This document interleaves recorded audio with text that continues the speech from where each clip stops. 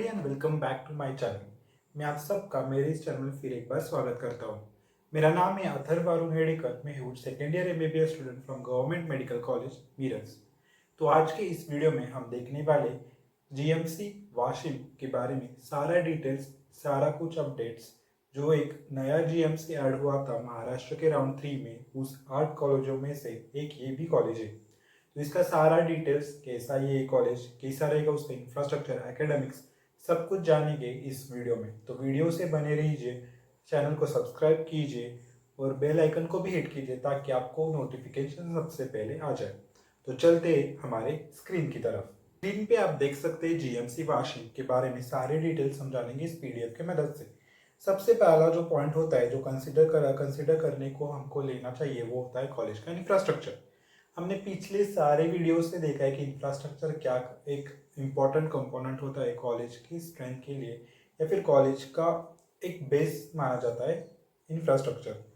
तो कॉलेज के लिए कोई भी सेपरेट बिल्डिंग अलॉट नहीं की गई है जीएमसी वाशिम के केस में, क्योंकि जो उसका जो हॉस्पिटल है या फिर जनरल हॉस्पिटल जो है वाशिम का, उसी को उन्होंने कॉलेज में तब्दील किया है। मतलब हॉस्पिटल का एक एरिया उन्होंने कॉलेज को अलॉट किया है। ऐसा हुआ है वाशिम के केस में। सो कॉलेज और हॉस्पिटल एक ही बिल्डिंग में लोकेटेड है in case of GMC Washim. तो ये आपको बात ध्यान में रखनी है। तो कॉलेज और हॉस्पिटल एक ही बिल्डिंग में होने का सबसे बढ़िया फ़ायदा क्या है कि क्लिनिकल एक्सपोजर ज़्यादा होगा बच्चों के लिए आगे जाने के बाद, और उसके साथ ही साथ उनको कोई भी दिक्कत नहीं आएगी इंफ्रास्ट्रक्चर में, क्योंकि हॉस्पिटल में सारे इंस्ट्रूमेंट्स अवेलेबल होते हैं। तो वही इंस्ट्रूमेंट्स वो कॉलेज के लिए यूज़ करेंगे। इस कारण से इंस्ट्रूमेंट्स, डिसेक्शन, उसमें कुछ भी इशू उनको आने वाला नहीं है, क्योंकि कॉलेज हॉस्पिटल में जो डेड बॉडीज है वो डिसेक्शन के लिए यूज़ करेंगे। तो इस कारण से ये बहुत अच्छा पॉइंट है जीएमसी वाशिम के केस में। अगला बात, तो यहाँ पे आप देख सकते हो कॉलेज की बिल्डिंग जो प्रपोज्ड है, तो यहाँ पे दी गई है। अगली बात है वो है फैकल्टी अलॉटमेंट, फैकल्टी रिक्रूटमेंट या फिर फैकल्टी अवेबिलिटी। फैकल्टी अवेबिलिटी ये क्यों कंसिडर कर रहे हैं, क्योंकि इस पे ही सब कुछ डिपेंड होता है। अगर टीचर्स ही नहीं होंगे तो आपको क्या पढ़ाएंगे। जैसे मैंने प्रीवियसली बोला था, एकेडमिक्स ये आप पे डिपेंड होता है, पर जो प्रैक्टिकल नॉलेज है वो सब टीचर्स पे डिपेंड होता है। टीचर्स ही डिसाइड करते हैं, और टीचर्स ही सबसे पहले आपको सिखाते हैं कि कौन सा एक्सपेरिमेंट कैसे परफॉर्म करना होता है, क्या उसमें प्रोसीजर है, और वो सब कुछ झंझट। तो इसी कारण से हमें फैकल्टी की ज़रूरत ज़्यादा होती है किसी भी जीएमसी में या फिर किसी भी कॉलेज में। तो अगर मैं बोलूँ जीएमसी वाशिम के केस में, तो यहाँ पे फैकल्टीज़ की अवेलेबिलिटी इतनी ज़्यादा नहीं है। तो ये पॉइंट सबसे बुरा है इस कॉलेज का, फैकल्टीज उतने अवेलेबल नहीं है। बहुत सारे पोस्ट ये है, मतलब ओपन है, मतलब वहाँ पे कोई भी किसी ने अप्लाई अभी तक नहीं किया है। तो महाराष्ट्र गवर्नमेंट की एक और न्यूज़ आई थी, कल ही आपने पढ़ा होगा कि बहुत सारे कॉलेज तो महाराष्ट्र गवर्नमेंट ने खुले और तैयार किए और ओपन किया एडमिशन के लिए, पर फैकल्टीज वहाँ पे नहीं है। फैकल्टी की अवेलेबिलिटी बहुत ज़्यादा कम है। अगर मैं मेरे कॉलेज के बारे में बताऊँ, जीएमसी मीरज के बारे में बताऊँ, तो जीएमसी मीरज में हर एक डिपार्टमेंट को as per the law, as per the rule 8 faculties होने चाहिए। हर एक डिपार्टमेंट में 8 फैकल्टीज विथ एचओडी इंक्लूडिंग होना ही चाहिए। पर अगर मैं बात करूँ हमारे यहाँ एनाट डिपार्टमेंट में या फिर एनाटॉमी डिपार्टमेंट में, सिर्फ 4 फैकल्टीज है विथ एचओडी, 5, इतनी 5 ही फैकल्टीज है। कितने होने चाहिए? 8 फैकल्टीज होने चाहिए, पर हमारे यहाँ आप कितने? 5। वैसे अगर मैं बोलूँ फिजियो डिपार्टमेंट में हमारे यहाँ 4 फैकल्टीज है including HOD. I am saying including HOD, so यहाँ पे भी 4 फैकल्टीज कम है। बायोकेम डिपार्टमेंट में भी सिर्फ 4 ही फैकल्टीज है इंक्लूडिंग एचओडी। सो इससे आप अंदाज़ा लगा सकते हैं कि जीएमसी मीरज जैसे टॉप कॉलेज में इतना कम है फैकल्टीज, तो इन कॉलेजों का क्या हाल होगा। एक फैकल्टी के ऊपर सारा कुछ, वो कॉलेज का जो टीचिंग का प्रेशर आ जाता है, इस कारण से कॉलेज का जो सिलेबस है वो लैग करना शुरू होता है। तो ये सब प्रॉब्लम्स आने शुरू होते हैं। इस कारण से फैकल्टी की एबिलिटी सबसे प्राइम बात है।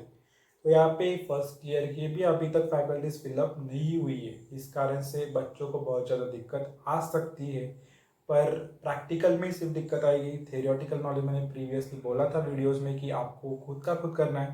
प्रैक्टिकल के लिए फैकल्टीज की ज़रूरत बहुत ज़्यादा पड़ती है। सो आ जाएंगे आई गेस 1-2 वीक में। अब जब तुम्हारा कॉलेज अलॉट हो जाएगा तब वहाँ पे जाके आप उससे पूछताछ कर सकते हैं, क्योंकि अभी तक तो उन्होंने वेबसाइट पे कोई भी फैकल्टी का नाम अपलोड नहीं किया है। उसके बाद हॉस्टल फैसिलिटी की अगर मैं बात करूँ, हॉस्टल की भी फैसिलिटी अभी तक उन्होंने कोई भी वीडियो, कोई भी लिंक, कोई भी कुछ भी बात उस पर बात नहीं की है। हॉस्टल फैसिलिटी जनरली राउंड में जब बच्चों को कॉलेज अलॉट हो जाता है, तब जाके कॉलेज कोई तो हॉस्टल चूज़ करके वहाँ पे रहने की व्यवस्था कर देता है। तो ये भी बहुत बड़ी बात नहीं है, ये आपको मिल जाएगा। और नए जीएमसीज का हॉस्टल हमेशा एक क्लास लेवल का होता है, तो इसमें भी आपको कोई कॉम्प्रोमाइज़ करने की बात नहीं है। अभी तक तो बात उन्होंने कुछ बताई नहीं है इसके बारे में, पर आगे जाके वो ज़रूर बताएंगे। तो इस पर भी आपको कोई भी शक नहीं होना चाहिए। उसके बाद क्लिनिकल एक्सपोजर की अगर मैं बात करूँ, क्लिनिकल एक्सपोजर मैंने पहले ही बोला था कि इंटर्नशिप लेवल पे और सेकेंड थर्ड ईयर से वो धीरे धीरे करके चालू हो जाता है, उस पर थोड़ा इम्पैक्ट पड़ना चालू होता है, पर उतना भी ज़्यादा नहीं होता एज का scene in UG level. Clinical exposure की अगर मैं बात करूँ, जो वाशिम का जो GH है या फिर जनरल हॉस्पिटल है, वहाँ पे आपको सारे डिपार्टमेंट्स नहीं मिलेंगे। जो फोर्थ ईयर के डिपार्टमेंट्स है वही वहाँ पे अवेलेबल नहीं है, इस कारण से वहाँ पे अभी तो क्लिनिकल ज़ीरो है। आगे जाके कुछ ना कुछ वो इंतज़ाम कर देंगे, जैसे कि आपका ईयर आगे आगे जाता जाएगा तो वहाँ पे भी वो अवेलेबल करवा देंगे। उसके साथ ही साथ हॉस्पिटल में सिर्फ ज़्यादा से ज़्यादा OBGY डिपार्टमेंट है। OBGY डिपार्टमेंट का मतलब obs and gynae, obstetrics and gynaecology department. तो ये जो हॉस्पिटल आपको पिक्चर में दिख रहा है, वो वहाँ पे आप रीड कर सकते हो कि स्त्री रुग्णालय वाशिम। सो यहाँ पे सिर्फ गायनेकोलॉजी और ऑब्स्ट्रैक्टिक्स का डिपार्टमेंट देखा गया है। बाकी डिपार्टमेंट्स फोर्थ ईयर के जो सब्जेक्ट्स हैं उनके डिपार्टमेंट यहाँ पे ज़्यादा अवेलेबल नहीं है। सो ये एक प्रॉब्लम है हॉस्पिटल के लेकर, तो ये इतना भी बड़ा प्रॉब्लम नहीं, आगे जाके आपको हो जाएगा सर।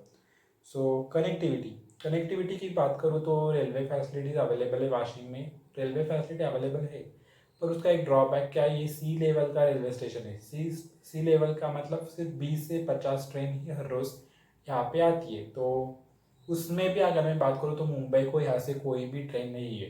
उसके साथ ही साथ पुणे को ट्रेन है सिर्फ एक ही दिन में, और उसके साथ जयपुर को भी एक ट्रेन है, और हैदराबाद को एक ट्रेन है, और कुन्नूर, वो जो केरला का जो टाउन है या फिर तमिलनाडु में जो टाउन आता है, वहाँ पे कुन्नूर को एक ट्रेन है। सिर्फ इतना ही ट्रेन बाहर के सिटीज़ के लिए अवेलेबल है, बाकी ट्रेन लोकल ट्रेन से, इंटरसिटी ट्रेन से उसका कोई भी फ़ायदा आपको होने वाला नहीं है।